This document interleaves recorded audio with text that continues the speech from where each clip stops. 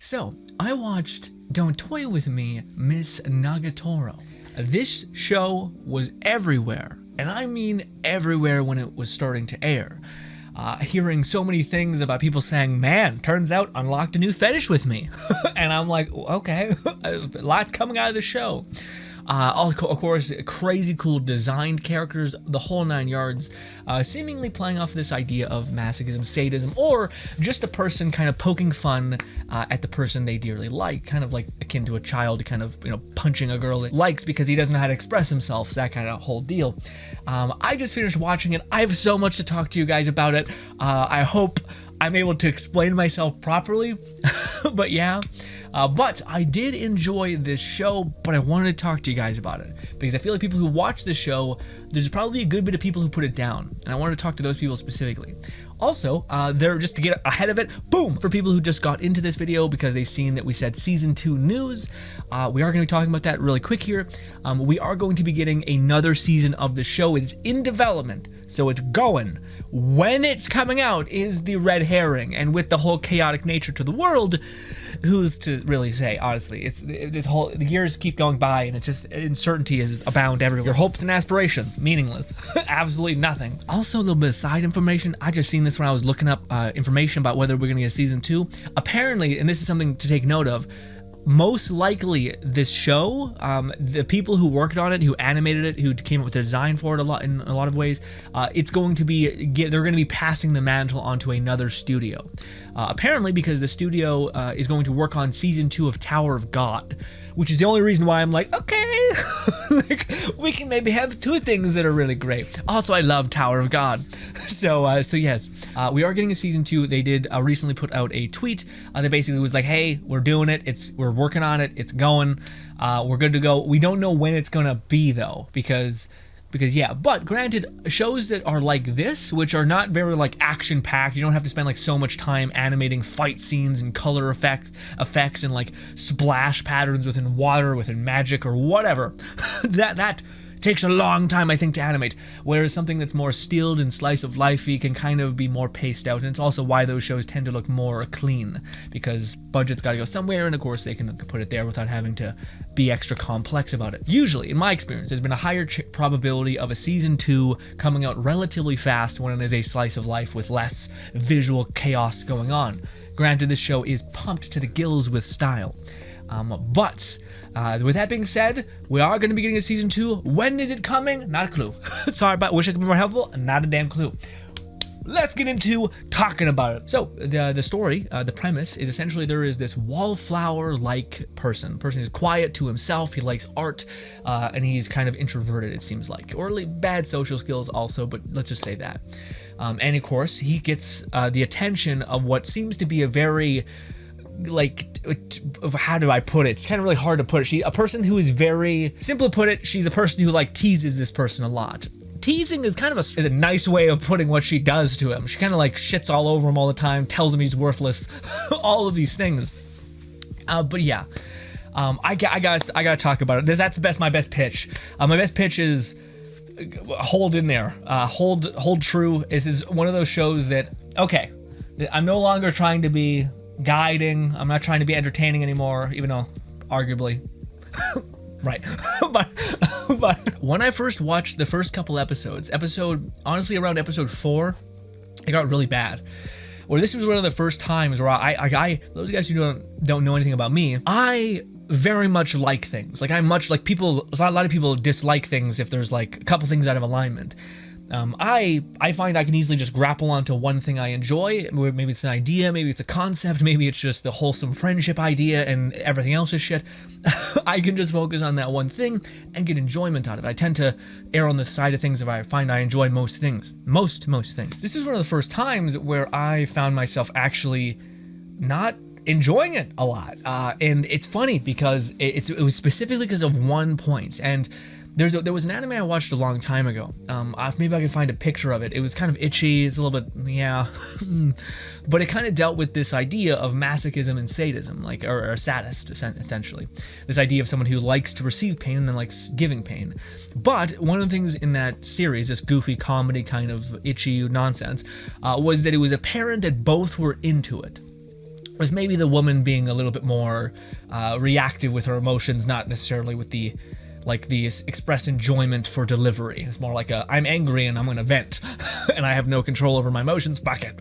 And the guy being like, I'm into this. And that being the kind of course that they take. And that one I had no problems with, because it was apparent that the dude in it was clearly a masochist. He was like, of course, animation, big ass smile on cloud nine, creep, all that. Well, not creep, it's you like what you like, I suppose. I was expecting that to be the same thing when I got into this. And again, this show was popping everywhere. The design for Nagatoro is just incredible. Like, it's so fucking sick. Not the weird, sure, the weird faces, sure, but like just the fucking pulled back hair, the goddamn clips, the fucking badass earring on the side. She just looks like iconic and clean and just so good. I love the design in the show. It's very, very well done. But is when I was watching it, there is no express point where it makes it seem like the guy is in any way enjoying it. With like the teasing, the cruelty, the poking, and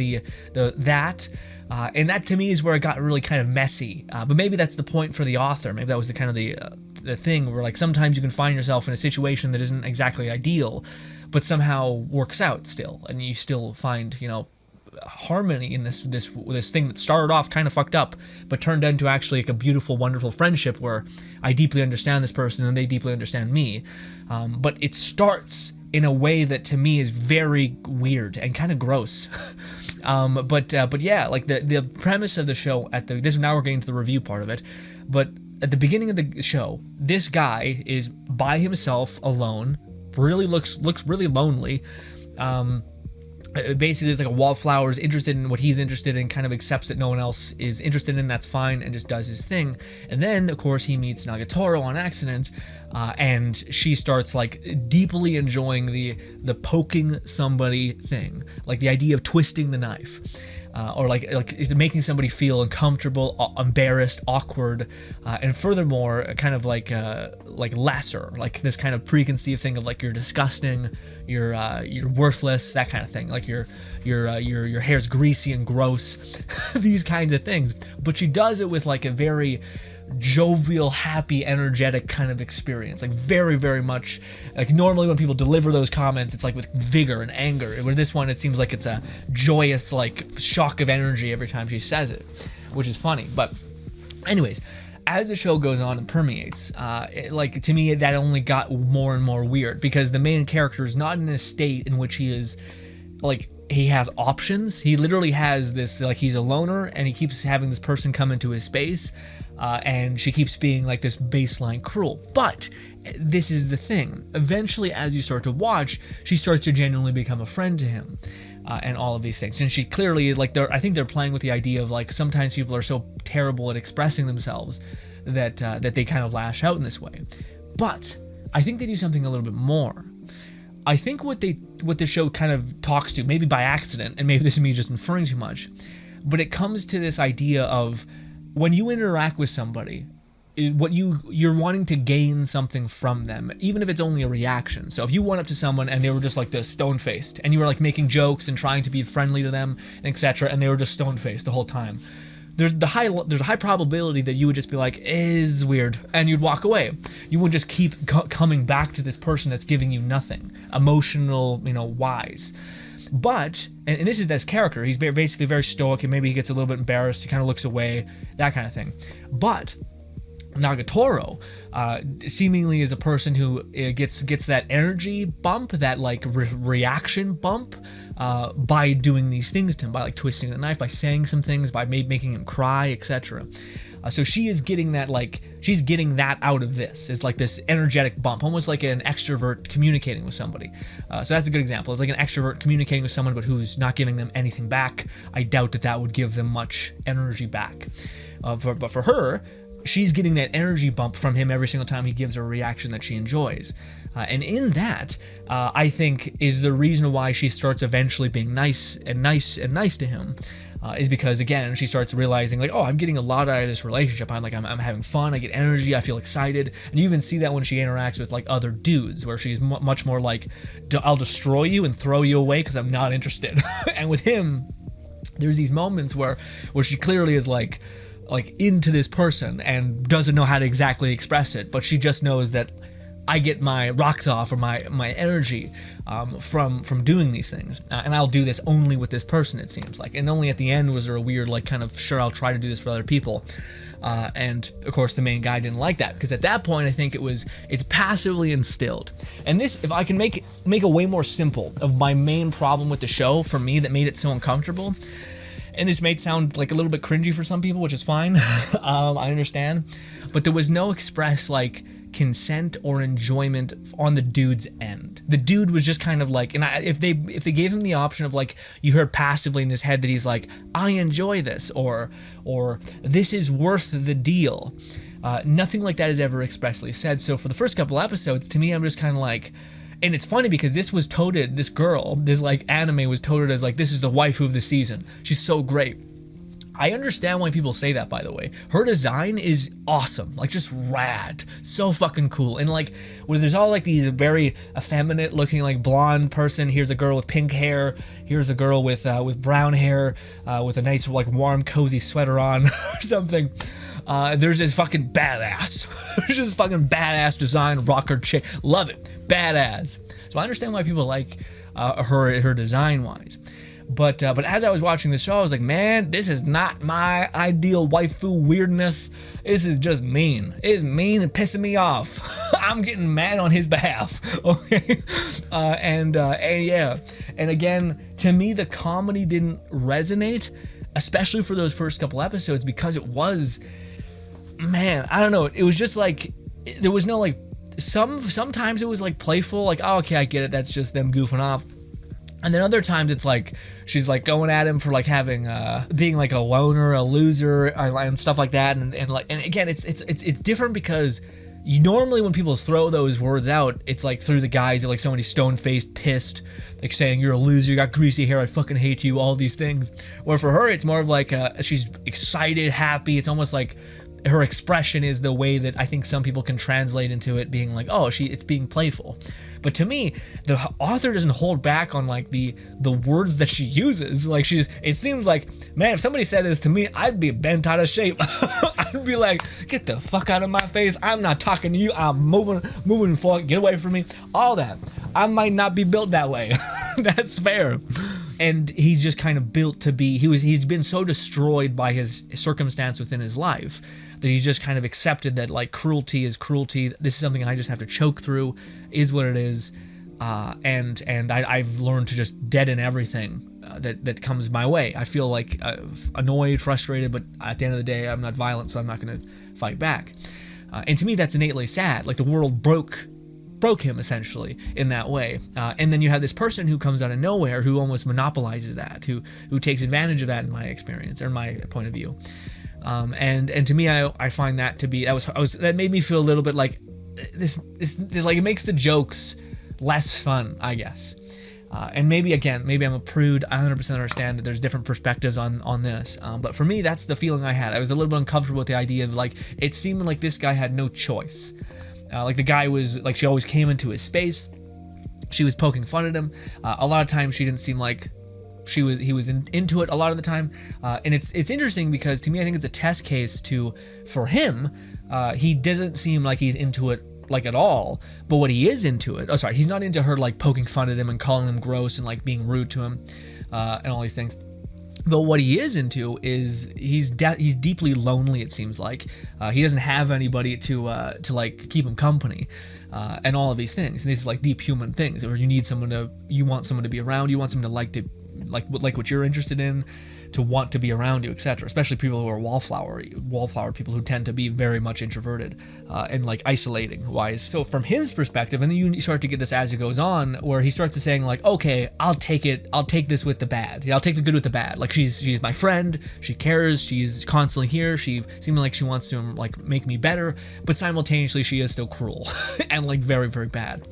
And from his perspective, it does seem like for the first couple episodes, he's just taking it. And I almost feel like passively frustrated for him. Like I'm like, get this fucking bitch out of here. You're fucking great, dude. Like fucking what? I hate people being cruel. I think that's something that the show pointed out a lot to me.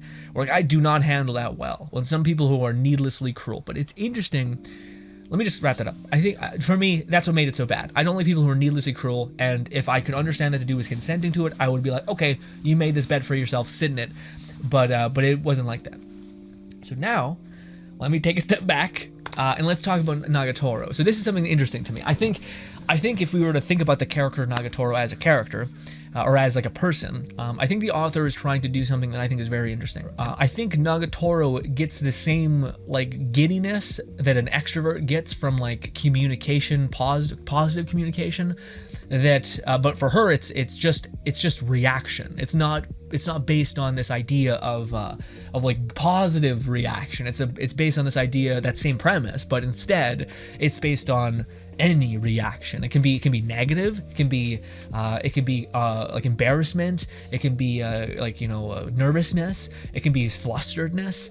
But all of those things, because if you look, and they do this kind of subtly within the show, but when she's dealing with other people, she kind of like seems like she is numb. Like not numb. That's the wrong way. Just no energy. She seems like she's neutral, like very neutral. Like, okay, I can't believe you said that, but not like this fucking surge of energy, it seems like, whenever she's talking to him. And that could be maybe like a romance thing there, sure. But I think it's playing off of the fact that he's giving her that extrovert bump, that like super like, oh my god, I'm getting energy off of this. I'm getting more excited, more animated. Like I'm not dying down when I'm around you. I'm getting brought up to 10. And of course that could be because she likes him, but she is like this from the very first moment that they meet, in the very first episode where she's talking with her friends, kind of just laughing, shooting the shit, and then she makes him like cry, and she starts getting like, fucking holy shit, I'm energetic. And maybe there's like a perceived perception on that being like a sexualized thing, sure. I think what's trying to do is it's trying to show that she's getting like an extrovert energy bump from this constantly, because this is something that you see throughout the course of the show, even outside of like the blush, oh my god, bleh, kind of weirdness.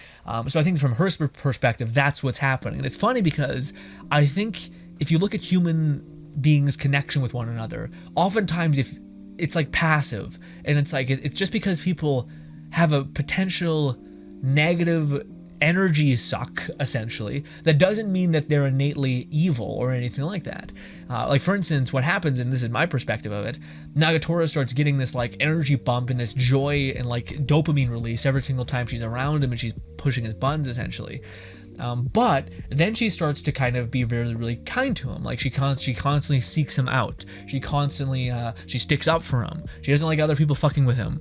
She starts to like almost like protect this person, almost like pay it forward. Like if you were with somebody and you had a partnership, a friendship, a romantic relationship, whatever, a lot of times it's passively, if the other person is making you feel like you're on cloud nine and you're getting a lot out of it, a lot of people have the reaction to like want to give back to that person and want to try to give them what they're receiving, because they're on cloud nine. They sure as hell want to make sure the person that's providing them so much value or goodness that they're also giving that back. So I think that's partly what happens, because at the beginning it seems like she's kind of just testing the waters, and eventually she seems like, no, I'll ride or die. I'll show up. I'll constantly seek you out, which is wild because she's like vigorous and constantly coming to see him. He rarely ever goes to see her ever.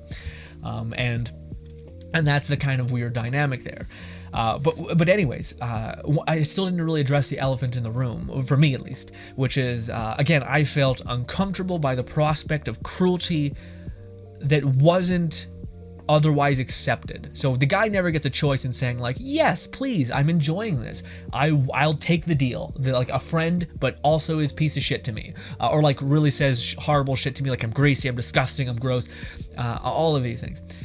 There's never that like deal made. So for me, I feel inherently uncomfortable. But then you might say, but Grin, you said you liked the show.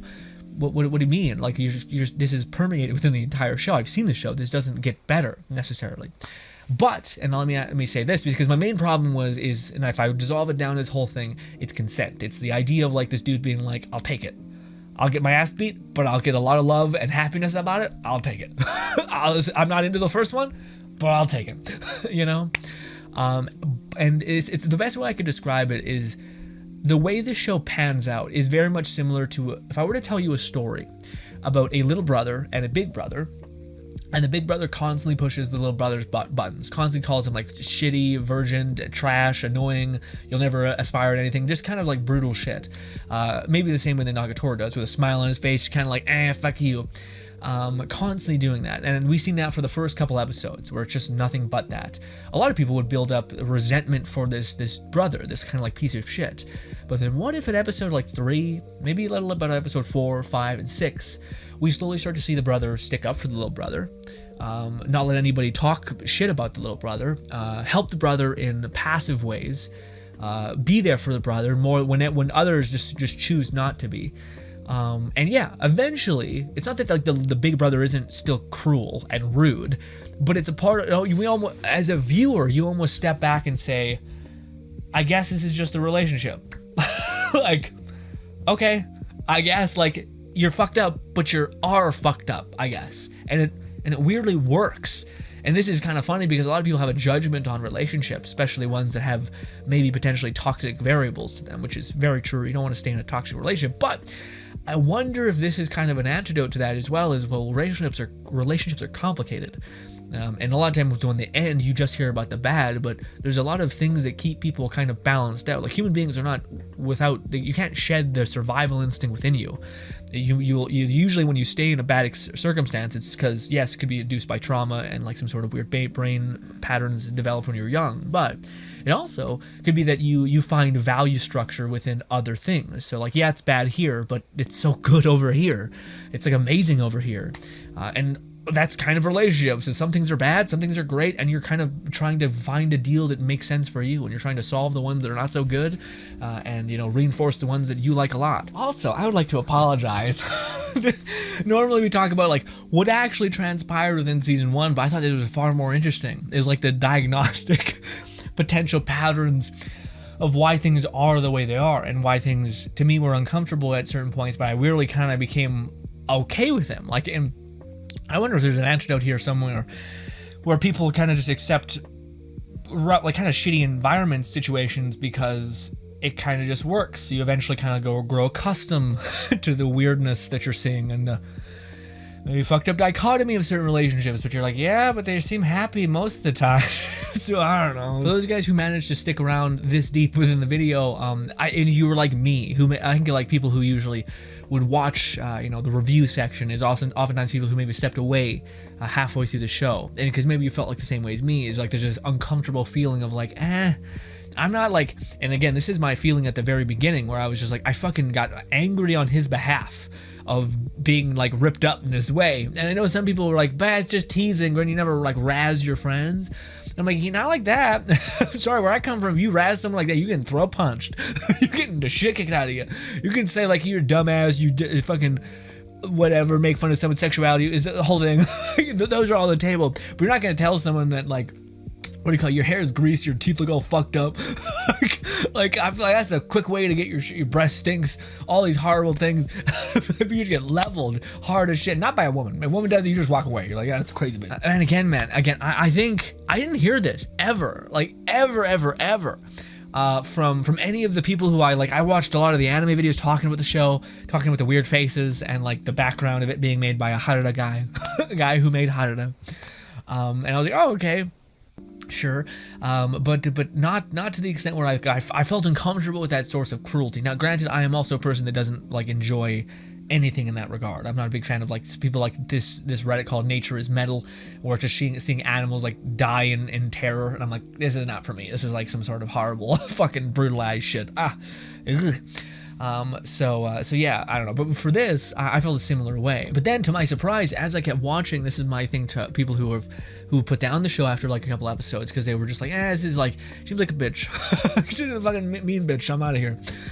It's a cool antidote to what it does to psychology-wise in the brain, where it slowly unravels. Like, you're like, okay, the guy's still showing up, and the person's still. They're kind of like going through these things where eventually like, okay, no, I understand that this is their weird dynamic, but it did come from kind of a fucking weird start, kind of a toxic start, at least for me. I might be just on that weird side of the fence, totally acceptable. But I want to talk to you guys about a little bit more what's going on with the show. I think one of the reasons why this show did so well is because the main character looks so different, so cool. Oh, this was the other thing that I thought was just a quick interesting thing. There's not a lot of like tan Native American or brown or whatever people in anime. Oftentimes if they try to do it, it looks like hella racist. Just a side passive thing. But this was one of the instances where people thought she looked like, oh, is this they're like the kind of lens that she is kind of being held under. And then she is like clearly just on the swim team and just tan as shit. But it's like, so passive win for tan brothers and sisters out there. But the one question that they kind of bring up within the show that I think is interesting, that I would like to know what you guys think about it a little bit. They talk about this idea of like sticking up for yourself, and I thought they would elaborate that much more within the show. And I thought that was what they were gonna do in like a badass moment. They kind of are like trickling out, which makes sense. But I always like the idea of okay, one of the things that they talk about within the show is this idea of when should you should stick up for yourself. Like there's a point where you should absolutely make a stand, or else people will keep pushing you and keep breaking you, and you'll just eventually be like a pile of crumbs, like a broken pieces essentially, not even having the will to fight back. And it's funny because Nagatoro almost seems like she's like, yeah, like this is what makes me like happy to be like in this space, but simultaneously she's also like, this is not a good thing. Like as much as I'm benefiting from this, you shouldn't let people benefit from this. Like this is fucked up. Become strong. Like do not enable others to be cruel to you so effortlessly. And so she tries to reinforce that in some ways. But I don't know. To me, I was waiting for them to do that, and they kind of like start slowly doing it. Which, granted, I do think the moment that I want a moment. I thought this was gonna happen just because I'm like a fucking weirdo, but I thought that there was gonna be a moment where it's obvious that like everyone keeps like making fun of him, poking him, just like lighting him up, blah, blah, blah. But then eventually she starts getting pushed some more, and maybe even gets to the point where she starts like getting a little bit watery eyes, and then he just fucking loses it, just like absolutely fucking breaks down, beats the shit out of somebody, picks up a chair, bashes it over a head, something, jumps on someone's back, starts strangling them, something. I don't think it'll happen. I hope it happens. I hope it happens so much. But at least right now, and they still, I think, are holding that potential trump card, that badass scene. They're still holding that there, because it seems like there was moments where he's kind of stood up on her behalf, but it was to her friends who weren't even being that cruel. So it's kind of like a weird, like he can't really lash out in that way, but it does seem like that's his barrier, where like he's rarely ever, and I mean ever, stood up for himself ever throughout the entire series. But just because someone has low self-worth, that doesn't mean that the people that they care about deeply. In fact, I think it's actually worse. I think people who have low self-esteem tend to react stronger to people that they care about being treated poorly. So I wonder if the artist will ever translate that within a story scene, whatever comes of it. They don't really like elaborate that on that too much. The ending, the way the show kind of paces itself out is again, there's moments where really wholesome, cute moments where like Nagatoro is clearly interested in the person. They do a good job, but like positioning him in such a way that makes it so that there's instances that can be fun. Like again, accidentally, like Nagatoro is like the epitome of like alpha shit. She's just like, let's do this game where I find your nipples, boom, and you're like, whoa, this is not how people react. Like she's reacting or communicating in the same way anime dudes react in anime, which is to say nobody reacts that way or does these things without being called like a predator or something horrible. So anyways, and then of course there's scenes where he like accidentally, it's always by accident, classic anime, always by accident, but there's moments where it shows that like, no, she's not like bulletproof either. It's just that it seems like she has a lot more like a chutzpah give than he does, even a little bit. Which is fun. These are all fun systems that the show does.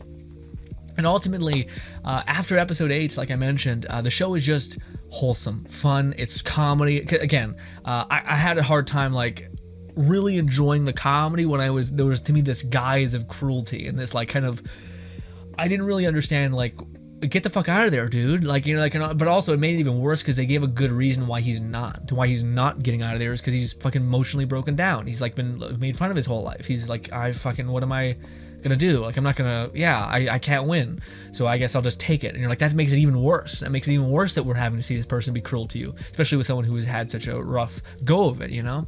But then, as time goes on, of course, it's more obvious. She starts sticking up for him. You start realizing, oh, okay, they're actually friends now. They're actually, like, okay, now they're maybe companions. They're actually, like, going more than that. And that becomes even more fun because there's, like, weird passive things where I don't think she would be so brave if he wasn't so sheepish, which is fun because there's moments where he'll like accidentally be a Giga Chad and some shit and say something, and she's just like, what the fuck is going on?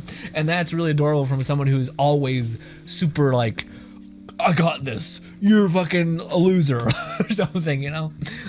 Imagine if Nagatoro fucking sounded like a deep ass voice, it would ruin everything. But ladies and gentlemen, I hope we do have more of the show to watch. The show is very, very fun. Again, to me, I'm debating whether I should put this in the video, but Nagatoro's design, dude, is so fucking good. Also, I think the author like keyed into something that makes sense for like being a Harada artist first. There's something about the expressions of people that the brain is like, that I can make sense of that.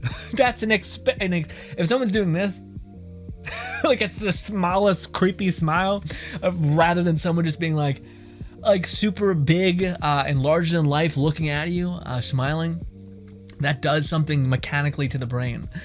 I think in a bigger way. So the fact that he constantly is drawing her in these ways that I feel like very rarely are other anime waifu people, whatever. When I say waifu, I mean like anime characters that are just expressly built to kind of gain the idolization of people, or like the likement of a people. It's kind of like a character study of what people deeply find endearing, interesting, or attracted to, etc. But anyways, too many words. The only thing to me that would kick it up to 10 is if she had like the fucking pixie cut, like the short hair, fucking rad nonsense, like childhood friend aesthetic, got the pierced ears and shit. Dude, it's such a fucking cool look. It's such a cool look.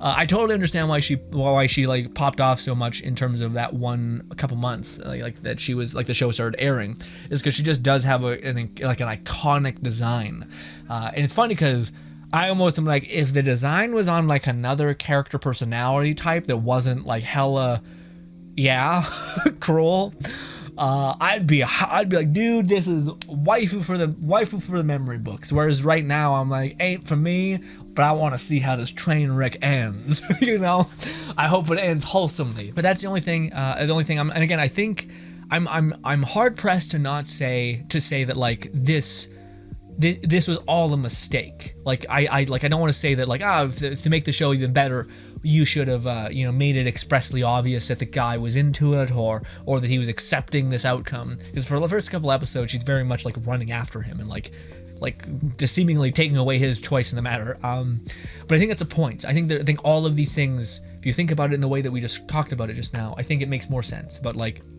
the character study between how people's reactions determine your interest in them. Also how reactions and communication and people connection with each other can result in energy and like a huge surge of energy.